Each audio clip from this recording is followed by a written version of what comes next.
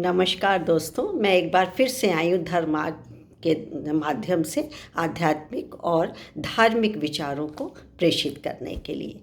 मैं doctor Manju Jain, retired associate professor from S N degree college Kanpur. तो धर्म मार्ग के माध्यम से हम अपने जीवन को बहुत ही नियंत्रित, व्यवस्थित और संयम कर लेते हैं, और ये प्रत्येक मनुष्य के लिए बहुत ज़रूरी भी है। आज से नहीं, आदिम समाज से हमारे वेद, पुराण, उपनिषद भरे पड़े हुए हैं कि हमको धर्म मार्ग को अपनाना चाहिए, तभी हम स्वस्थ, शारीरिक स्वस्थ और मानसिक रूप से भी स्वस्थ रहेंगे। तो एक विचार मैंने आपके लिए आज निकाला है, जिसको हम तक पहुंचाया है श्री राजेंद्र दुबे जी ने। राजेंद्र दुबे जी, आपका बहुत बहुत धन्यवाद और नमस्कार कि आपकी बात मैं जन जन तक रख रही हूँ। तो आज का शीर्षक है आचरण। आचरण मतलब जो हम व्यवहार करते हैं, कैसा करना चाहिए, क्या उचित है, क्या अनुचित है, क्या संयम है, क्या नियम है ना। इसके माध्यम से हमको बताया गया है। तो चलिए देखते हैं क्या है इसमें।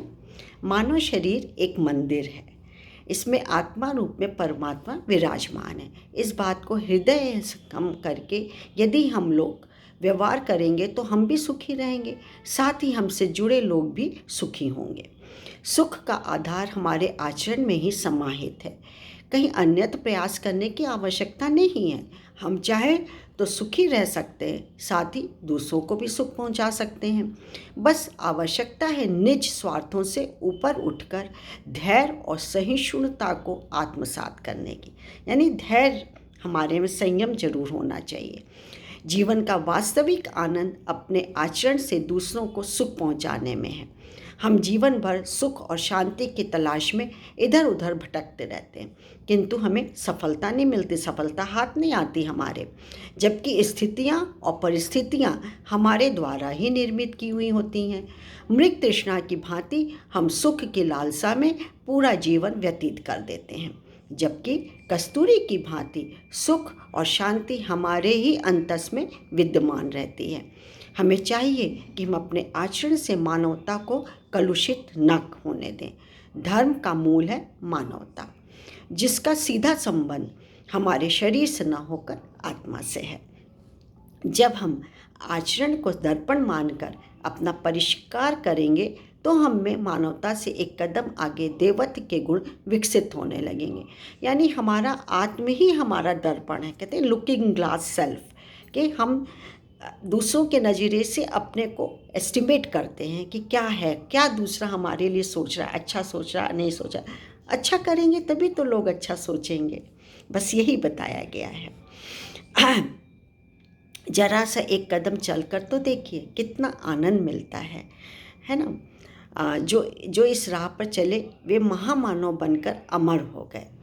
जब हम आचरण के दर्पण मानकर अपना परिष्कार करेंगे तो हम में मानवता से एक कदम आगे देवत्व के गुण को विकसित होने लगेंगे, है ना। जो इस राह पर चलकर महामानव बनकर अमर हो भी गए हैं। यही आधुनिक देवत्व की परिभाषा है। जितने भी सद्गुण हैं वे सभी हमें मानवता के मार्ग से होते हुए देवत्व की ओर ले जाते हैं। समझदारी, बहादुरी, ईमानदारी और जिम्मेदारी, ये चारों सुदृढ़ स्तंभ हैं जो हमारे अस्तित्व को कलुषित होने से बचाते हैं। आज के युग में अनेक बाधाओं से गुजरते हुए मनुष्य यदि अपने आप को तमाम दुर्गुणों से बचा ले गया हो तो यह भी उसके लिए एक उपलब्धि है। आज के जैसे युग में यदि हम दुर्गुणों से बच जाते हैं, काम है, क्रोध है, लोभ है, इनसे बच जाते, या फिर व्यसनी लत है, शरारबी कबाबी, इनसे बच के तो बहुत बड़ी बात है। समझ लिए, हमारे लिए बहुत बहुत बड़ा अचीवमेंट है ये। सुसंस्कृता व्यवहार में लाना मानवता का पर्याय है, जिसे हम जिस स्तर पर जितनी अधिक मात्रा में विकसित कर सकें तो उतने ही अनुपात में हम देवत्व की ओर बढ़ सकेंगे। हमारी आत्मा हमें गलत रास्ते पर जाने से रोकती है, किंतु हम उससे नज़रअंदाज कर देते हैं और परिणाम विपरीत परिस्थितियों के रूप में हमारे सामने आते हैं। हम अपने अंतस की पुकार सुने, जो हमारी आत्मा की आवाज़ है, यही हमें गलत रास्ते पर जाने से रोकती है। कैसा लगा? अच्छा लगा? मुझे बहुत बहुत पसंद आया। तो मैंने सोचा कि आप सब तक भी ये विचार जाना चाहिए, पहुंचना चाहिए। तो आज के लिए बस इतना ही। फिर मिलते हैं एक नए सोच के साथ, एक नए विचार के साथ, आध्यात्मिक और धर्म से भरे हुए विचार के साथ, जो कि हमको सही रास्ता, धर्म का रास्ता बताता है। नमस्कार, मुझे आज्ञा दीजिए। Thank you.